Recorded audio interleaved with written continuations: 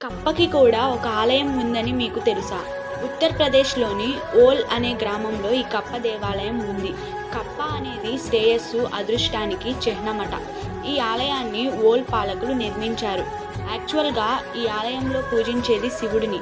కానీ కప్ప ఈ గర్భగుడిని మోసే విధంగా ఈ ఆలయాన్ని నిర్మించారట. ఈ కప్ప దేవాలయం వెనుక ఒక పెద్ద కథ ఉందని అక్కడి గ్రామం ప్రజలు చెబుతూ ఉంటారు.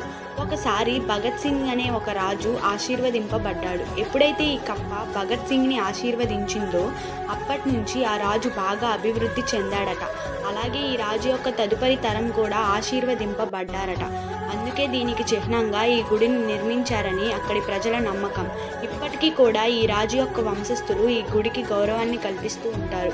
అందుకే ఈ గుడిని నర్మదేశ్వర ఆలయం అని కూడా పిలుస్తూ ఉంటారు. ఎవరైతే ఈ వీడియోలో కప్ప దేవాలయం గురించి తెలుసుకున్నారో ఖచ్చితంగా కింద కామెంట్ చేయండి.